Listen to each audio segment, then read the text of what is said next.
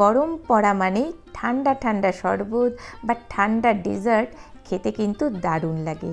তো আজকে বানাবো সাবুদানা দিয়ে সাবুদানার ডেজার্ট বা সাবুদানার শরবত।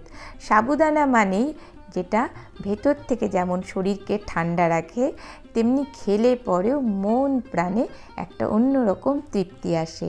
আর আমি যেটা বানাবো সেটা ভীষণ টেস্টি হয়, বাড়িতে একবার অবশ্যই বানাবে। তো চলো বানানো শুরু করা যাক। আমি অস্মিতা, সবাইকে ওয়েলকাম অস্মিতাস করায়।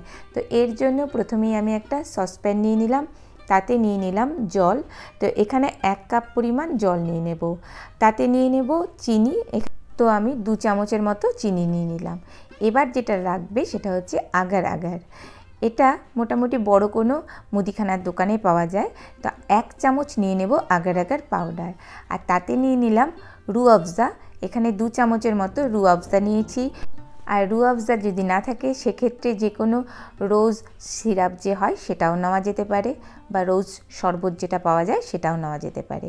এবার আগে খুব ভালো করে সমস্ত উপকরণগুলোকে একসাথে গুলিয়ে নিয়ে তারপর আমরা ওভেনটাকে অন করব। দিয়ে এবারে মাঝে মাঝেই একটুখানি করে এভাবে নাড়তে থাকবো। আর যখন দেখবো এটা ফুটতে শুরু করেছে তখন আরও একটুখানি নেড়ে চেড়ে নিয়ে আর কিন্তু আমরা এটাকে বেশি ফোটাবো না, জাস্ট এই অবস্থাতেই আমরা এটাকে নামিয়ে নেব। নিয়ে এরকম কোনো ছড়ানো কোনো বাটি বা ছড়ানো কোনো বোলের মধ্যে এই লিকুইডটাকে এর মধ্যে ঢেলে দেব। এখন মনে হচ্ছে এটা পুরো লিকুইড আছে, এটা কিন্তু একদম সুন্দর জেলির মতো শক্ত হয়ে যাবে। তো এর জন্য আমরা আধ ঘন্টা এরকমভাবেই রেখে দেব। এদিকে আরও একটা সসপ্যান নিয়ে নিলাম, তাতে নিয়ে নিলাম 3 কাপ পরিমাণ জল। এবার জলটা যখন দেখব যে এরকম ফুটতে শুরু করেছে, জলটাকে আগে ফুটিয়ে নিতে হবে। তো যখন ফুটতে শুরু করেছে তখন আমরা তাতে নিয়ে নেব চিনি। তো এখানে 2 চামচ পরিমাণ চিনি নিয়ে নিলাম। চিনির পরিমাণ কম বেশি যে যেরকম খাও সেরকম নেওয়া যেতে পারে। এবার এতে নিয়ে নিতে হবে সাবুদানা। তো আমি এখানে এরকম যেটা স্মল বা ছোট সাইজের যে সাবুদানাটা আছে সেই সাবুদানাটাই এখানে নিয়ে নিচ্ছি। খুব বেশি বড় যে দানার সাবুদানাটা হয় সেটা আমরা এখানে নেব না, মিডিয়ামটাও নেওয়া যেতে পারে। নিয়ে এবার সেই জলটার মধ্যে, যে জলটা ফুটছিল তার মধ্যে আমরা সাবুদানাটা দিয়ে দিলাম। এখানে 1 কাপ পরিমাণ সাবুদানা আমি নিয়ে নিয়েছি। এবার মাঝে মাঝেই এটাকে একটু নাড়তে হবে। সাবুদানা তো ভীষণ স্টিকি হয়, একটু এদিক ওদিক হয়ে গেলেই সেটা একদম নিচে লেগে যাওয়ার চান্স থেকে যায়। তো এবার দেখতে পাচ্ছি অনেকটাই কিন্তু গলতে শুরু করে দিয়েছে। আর 2 থেকে 3 মিনিট আমরা একটুখানি এভাবে নাড়তে থাকবো। তো 2-3 মিনিটের মধ্যেই আমরা দেখছি এটা একদম কিন্তু পুরো তৈরি হয়ে গেছে। এবার এটাকে নামিয়ে নেব। নিয়ে এরকম একটা স্টেইনার বা ছাঁকনি নিয়ে নেব, তার মধ্যে আমরা এটাকে ঢেলে দেব। যে এক্সট্রা যে জলটা আছে সেই জলটাকে আমরা এই ছাঁকনি দিয়ে সাবুদানা থেকে আলাদা করে নেব। এদিকে আরও একটা সসপ্যান নিয়ে নিলাম, তাতে নিয়ে নিলাম দুধ। এখানে 1/2 লিটার বা 500 গ্রামের মতো দুধ এখানে নিয়ে নিয়েছি। এটা কাউ মিল্ক, প্যাকেটের কাউ মিল্কই আমি নিয়ে নিলাম, যে কোনো কাউ মিল্কই এখানে নেওয়া যেতে পারে। এবারে একটা বাটিতে কিছুটা পরিমাণ নিয়ে নিতে হবে দুধ। তাতে নিয়ে নেব 1/4 কাপ মিল্ক পাউডার বা গুঁড়ো দুধ। আর নিয়ে নিলাম 1 চামচ কাস্টার্ড পাউডার। এখানে আমি স্ট্রবেরি কাস্টার্ড পাউডার যেটা হয় সেটা নিয়েছি। যে কোনো কাস্টার্ড পাউডার নেওয়া যেতে পারে, ভ্যানিলাও নেওয়া যেতে পারে, বা বাটারস্কচও নেওয়া যেতে পারে। যদি তাও না থাকে সেক্ষেত্রে কর্নফ্লাওয়ার এখানে অ্যাড করা যেতে পারে। খুব ভালো করে সমস্ত উপকরণগুলোকে একসাথে মিলিয়ে নেব যাতে কোনো লাম্প না থাকে। তো এটা দেখতেই পাচ্ছি স্মুথ একটা ব্যাটার এখানে তৈরি হয়ে গেছে। এবার এটাকে আমরা যে দুধটাকে ফুটতে দিয়েছিলাম বা গরম করতে দিয়েছিলাম সেটা এখন দেখে নেব। তো সেটা অনেকটাই কিন্তু ফুটে গেছে, ওপরে সরটাও পড়তে শুরু করে দিয়েছে। তো সেই সময় আমরা এর মধ্যে নিয়ে নেব চিনি। তো এখানে মিষ্টির পরিমাণ যে যেরকম খাও সেরকম দিয়ে নিতে হবে। তা আমি ছোট চামচেরই 3 চামচ নিয়ে নিলাম মিষ্টি। খুব ভালো করে একসাথে মিষ্টিটাকে দুধের সাথে মিলিয়ে নেব। নেওয়ার পর যে আমরা ব্যাটারটা তৈরি করলাম কাস্টার্ড পাউডার এবং মিল্ক পাউডারের মধ্যে, সেটা এর মধ্যে এই সময় ঢেলে দেব। আর যখনই এর মধ্যে দেব না, একটুখানি ভালো করে গুলে নিতে হবে। এরপর ওভেনের ফ্লেমটাকে একটু কম করে কন্টিনিউয়াসলি এটাকে 2 থেকে 3 মিনিট এভাবেই নাড়তে থাকতে হবে। তাহলেই দেখতে পাবো এটা একদম ঘন হয়ে গেছে।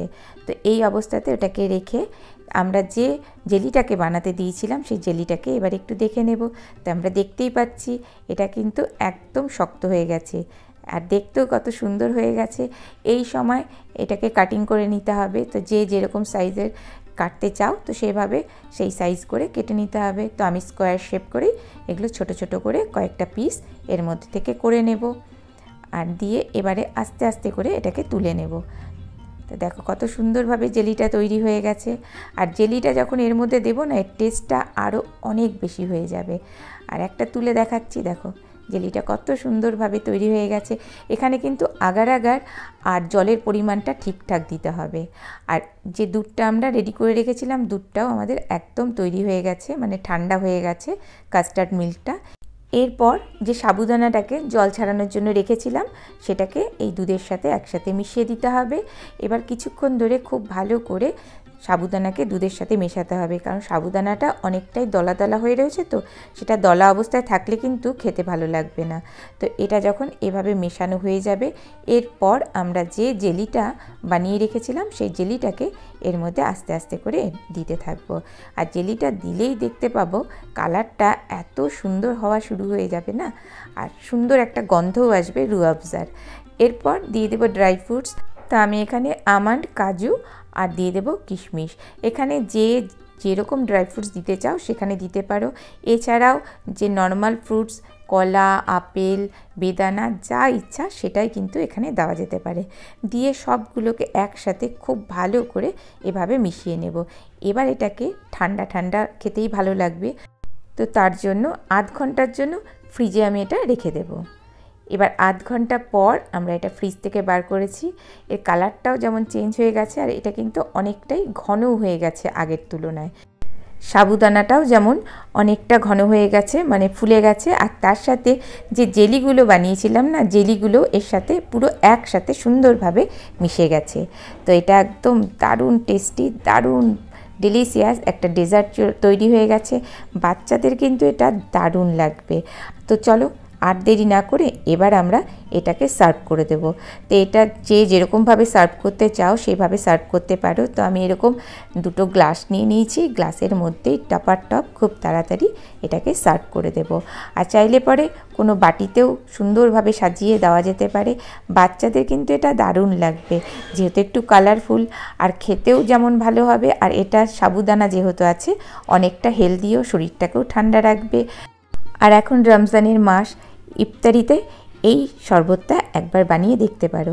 আর কেমন লাগলো তোমাদের এই রেসিপিটি জানাতে পারো। যদি ভালো লাগে তাহলে একটা লাইক দিতে ভুলো না, আর আমার চ্যানেলটিকে সাবস্ক্রাইব করে রেখো। ভালো থেকো।